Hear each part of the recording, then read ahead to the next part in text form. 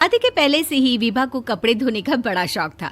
कभी नल के नीचे तो कभी तालाब के पास। अरे मेरी नीली वाली लुंगी नहीं दिख रही है। विभा की अम्मा, कहाँ रखी है लुंगी? अरे वो तो विभा ने परसों ही धोकर रखी थी आपकी अलमारी में, देखो वहीं होगी। वो ना मैंने आज धो दी, मुझे लगा कि गंदी हो गई होगी। अरे कैसे गंदी हो गई थी? उसे तो मैंने पहना भी नहीं। हे भगवान, इस लड़की के कपड़े धोने की आदत से परेशान हो गया हूँ मैं।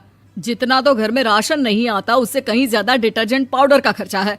इसकी शादी करवा दो, शादी। जाए अपने घर में ही करे काम, फिर चाहे घर के कपड़े धोने हो या पूरे गांव के।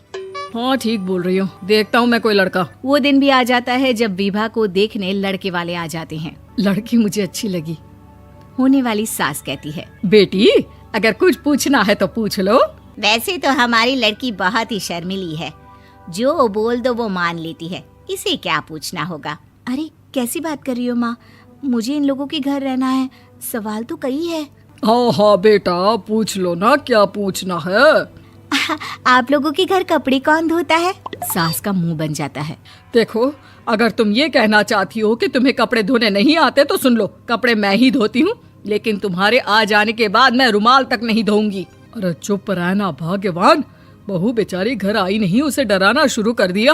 वो क्या है ना बिटिया, अभी तक तो ये कल्लू की माँ ही धोती थी, लेकिन अब तुम्हारे पापा तो दहेज में वॉशिंग मशीन देंगे ही। तभी विभा की माँ बोल पड़ती है, सवाल भी पूछा तो क्या। वैसे भाई साहब, मशीन की तो फिर भी कपड़े धोने की कैपेसिटी होती है। मतलब जो बिटिया दे रहे हैं ना विभा, इसे कपड़े धोने का बहुत शौक है। ये आप लोगों के क्या, आस पड़ोस गांव मोहल्ले सबके कपड़े धो दे और उफ तक ना करे। बाहर देखा नहीं आपने कितने कपड़े सूख रहे हैं? सब हमारी बिटिया ने ही तो धोए हैं। बस भी करो ना माँ, शर्म आ रही इतनी तारीफ सुनकर। और तो और एक दाग निकाल कर दिखाओ तो मान जाऊं। हाँ अच्छा, माफ करना बेटा, मैंने गलत समझा। हमें तो रिश्ता बहुत पसंद है। और ऐसे जुड़ जाता है रिश्ता कपड़े धोने का शौक रखने वाली विभा का। उसकी शादी हो जाती है कोयला फैक्ट्री में काम करने वाले कल्लू के साथ। शादी के बाद अचानक विभा चिल्लाती हुई सास के पास आती है। सासू माँ, अरे सासू माँ कहाँ है आप? ये तो धोखा है, धोखा दिया आप लोगों ने मुझे। इसे ससुर के चक्कर के बारे में पता चल गया। अरे तो उसमें तुझे क्यों धोखा मिला है? अरे नल में पानी नहीं आता, कपड़े कैसे कब धुलेंगे? अच्छा, तू पानी नहीं आ रहा उसकी बात कर रही है। तो आपने क्या सोचा? कुछ नहीं। अच्छा, तेरी माँ ने कहा था कि कपड़े धोने का शौक है तुझे, याद आया मुझे।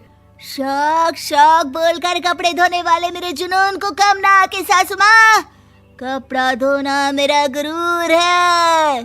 तभी पति भी वहाँ आ जाता है। अभी मैंने इसे सनी देओल की फिल्म दिखाई है, उसी के डायलॉग मार रही है माँ। अच्छा सुन, साफ बता रही हूँ, पानी सुबह 4 से 6 और शाम को 10 से 12 आता है, समझी?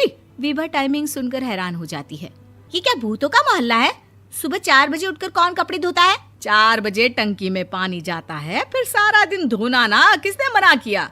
अरे कैसी बात कर रही हैं? 200 लीटर की टंकी में कितने कपड़े धो लूंगी मैं? सुबह ही उठ जाऊंगी मैं। अब क्या था, विभा सुबह 4 से लेकर रात के 12 बजे तक कपड़े ही धोती रहती। एक रोज सास पड़ोस से निकलकर कहीं जा रही होती है कि साथ वाली कहती है, हाँ कल्लू की माँ, जरा ये बताओ कि 2 साड़ी है, 2 ब्लाउज और एक पेटीकोट और एक नाड़े वाला लंबा कच्छा। हाँ तो? अरे तो क्या, कितना लोगी धुलाई ये बताओ। धोबन दिख रहे हैं हम क्या? हमारे पति सरकारी नौकरी से अभी रिटायर हुए हैं और बेटा सुपरवाइजर है कोयला फैक्ट्री में। धोबन समझ रखा है हमें? हाय रे कल्लू की अम्मा, माफ कर दो, वो तो मोहल्ले में यही सब बता रहे थे कि तुमने बहू को कपड़ा धुलवाने के काम में लगा दिया है। सास को पड़ोसन की बात सुनकर गुस्सा आ जाता है। वो घर पहुंचती है जहां घर के बाहर ही इतने सारे कपड़े सूख रहे होते हैं जितने कि किसी धोबन के घर पर। अरे ओ कल्लू की दुल्हन, बाहर निकल। माँ जी यहीं आ जाओ, बाथरूम में चादर धो रहे हैं हम। अरे अभी हम धोते हैं, तुमको बाहर निकलो। ये आस पड़ोस वाले बोल रहे हैं कि हम बहू से कपड़े धुलवा कर उसे कपड़ा धोने वाली बना दिए हैं। अरे छोड़ो ना माँ जी, किन लोगों की बातों में आती हो? आस पास के लोगों का तो काम ही होता है कि वो किसी तरह सास बहू को लड़ा दे। बहू सारे घर के कपड़े धोती है, ये क्या कम है? बोलिए। सास को भी लग जाता है कि वो बहू का ये सनकीपन नहीं छुड़वा सकती, इससे अच्छा है कि खुद ही चुप हो जाए। एक रोज सास और बहू मंदिर जाते हैं, जहाँ सास की साड़ी वहाँ खड़ी भीख मांगने वाली से मिलती है। माँ जी क्या बात है, आपकी साड़ी उस भिखारन से कितनी मिल रही है ना? हाँ हाँ देखो तो, दोनों की साड़ी मिल रही है। क्या बात है कल्लू की अम्मा, तुम खुद को तो अफसर की बीवी बताती हो और ऐसी सिंपल सी प्लेन साड़ी पहनकर घूमती हो। सिंपल और प्लेन नहीं है ये साड़ी। तो क्या सोने के धागे से फूल बने हैं? कुछ भी सासू माँ, कुछ भी। हाँ बने थे इस साड़ी में सोने के धागे से फूल। मेरे पति लेकर आए थे मद्रास से स्पेशली मेरे लिए 10,000 की। ताहे भाई साहब इस भिखारन के लिए भी सेम टू सेम साड़ी लेकर आए होंगे 10,000 की।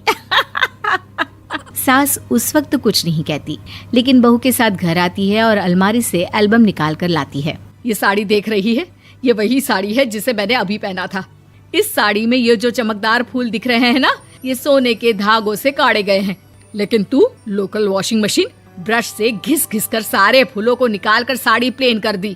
मुझे माफ कर दीजिए सासू माँ। और तो और, जब मैंने तुझे तेरी गलती के लिए कुछ नहीं कहा, लेकिन तूने तो सबके सामने मेरा मजाक ही बना दिया। क्यों? बहू को समझ में आ जाता है कि अब से उसका कपड़े धोना बंद।